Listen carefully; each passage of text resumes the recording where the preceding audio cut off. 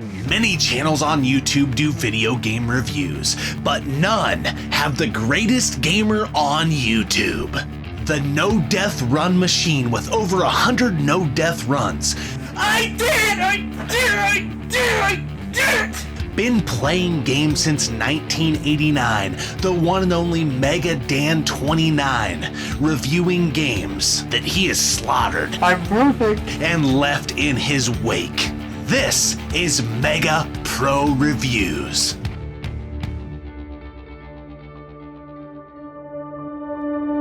Today, MegaDan29 reviews the Vietnam War game, Men of Valor. Hidden gem, you ask? Or that corn-filled nugget in your shorts that you don't ever want to talk about?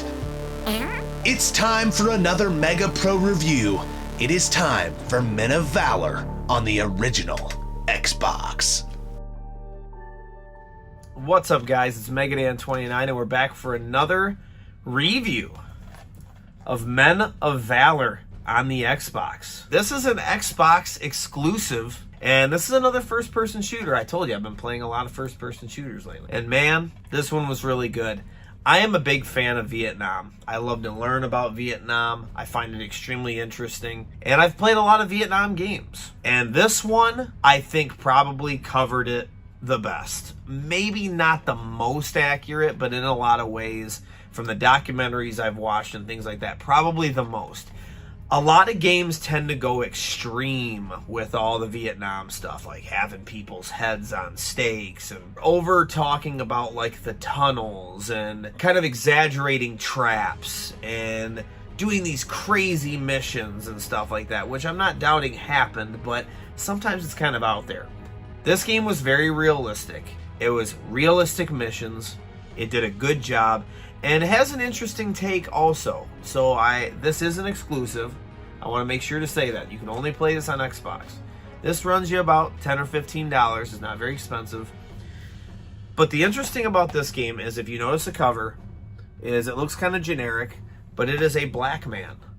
This is one of the rare games where you take control of a black guy, and it tells you a black guy's perspective from the war. So during the story, he's writing notes to his parents, and his parents are writing notes back. And they're talking about stuff like that. Your brother even gets drafted. He didn't get drafted. He put himself in there, but he joined the army.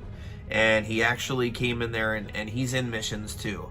And it has this story of kind of what it was kind of like to be a black guy and be in Vietnam, and how it was kind of different, and you didn't just hang out with everybody, and you had to make sure people were okay with you and things like that, and kind of just their side of things. So it was a really interesting take in a video game, because I'd never seen that before. You know, usually in these war games, it's not that deep of a story. You pretty much just, you're drafted or whatever, and you're doing all these crazy missions, and you kind of learn about Vietnam, and that's it. In this game, I feel like another thing they did is they covered the tunnel system and everything very realistically. And what I mean by that is, when you were in the tunnel systems, there was a lot of crawling in between rooms. There wasn't just this huge area where everything's open and you can just walk, and everybody's just walking around. It's a big city under there, like, kind of. There was still a lot of holes that they had to dig through and be claustrophobic, and it was very dark and things like that. And this had a mission that covered that perfectly. The combat and everything was pretty good. AI was not bad. There were some problems though. There was a mission where for some reason it wouldn't let me pick up other weapons.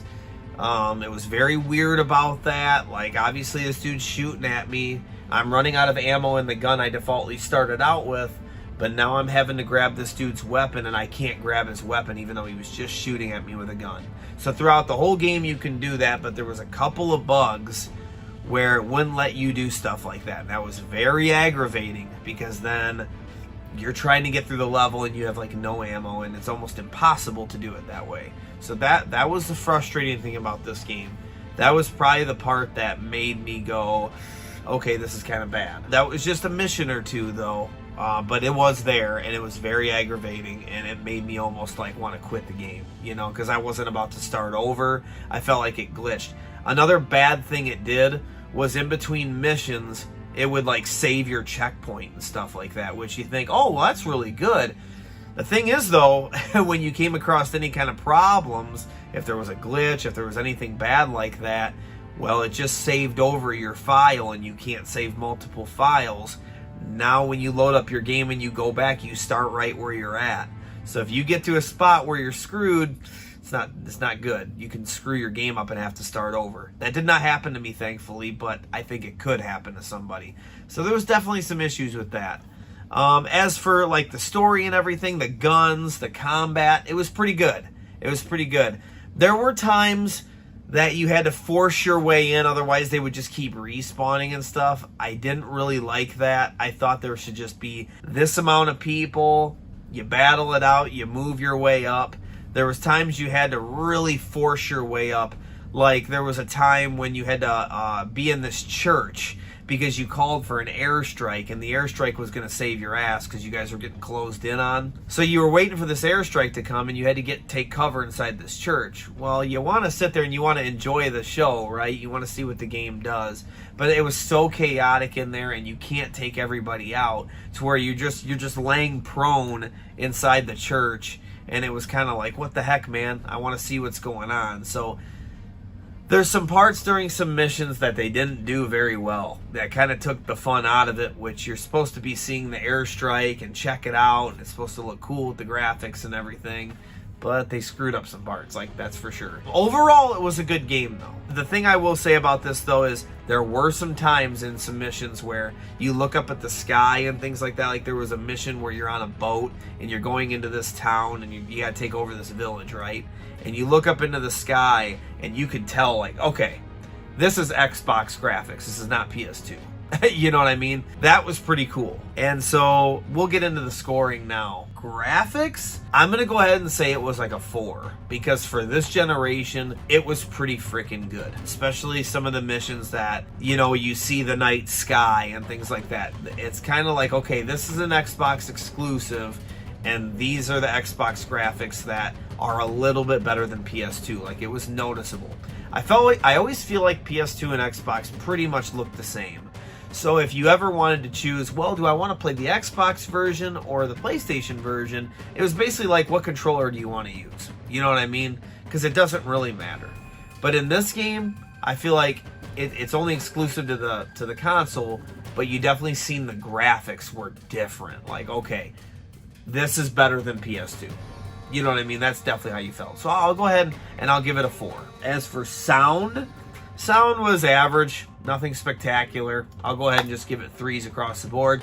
Nothing I really noticed that was extravagant or anything like that. Combat. The combat would mean like the AI and things like that. Because of some of the issues in the game, because of the respawning, because of the chaotic stuff where they just threw so much at you that you couldn't even really enjoy what was going on. You basically just had to lay on the ground and stuff.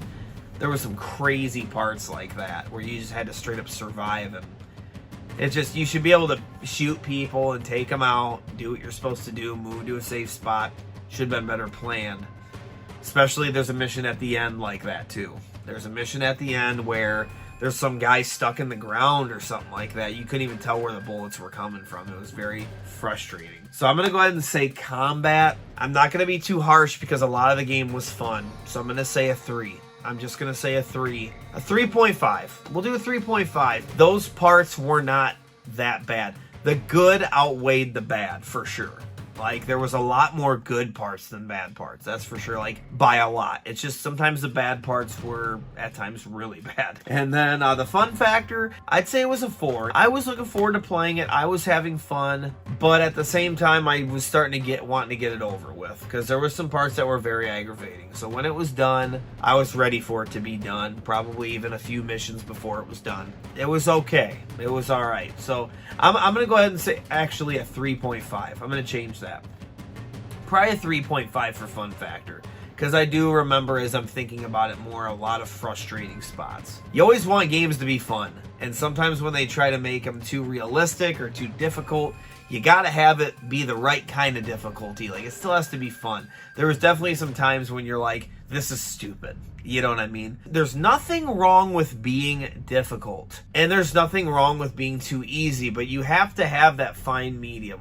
You know, you have to, if you're gonna make it difficult, you have to have a way that you're pointing the finger at yourself, going, I lost because of me.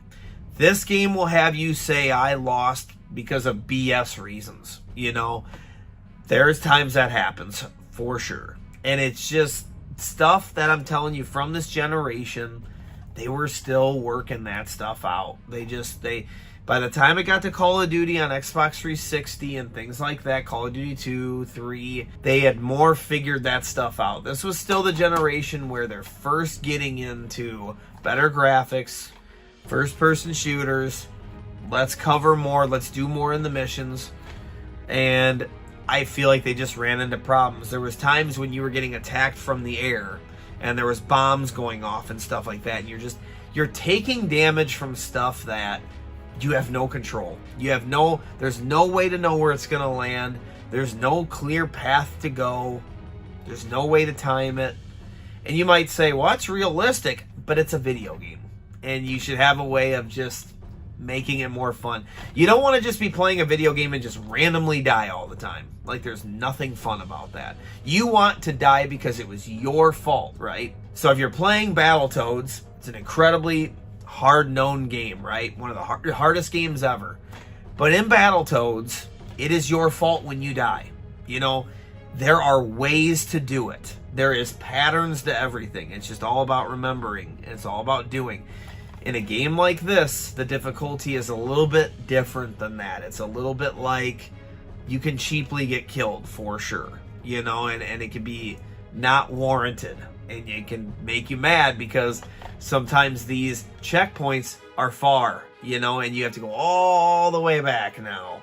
And so that's frustrating. But I think if you give it a go and you're patient and you go into it knowing what I'm telling you, just remember what I said and you'll be all right. And I think you'll have a really fun time with this game because it lets you be up in the helicopter a lot. You're on the 50 cal. You get to carry a 50 gun, M60. And you get a lot of really cool stuff. So I think you'll enjoy it. Anyways, guys, Men of Valor. Definitely worth a playthrough.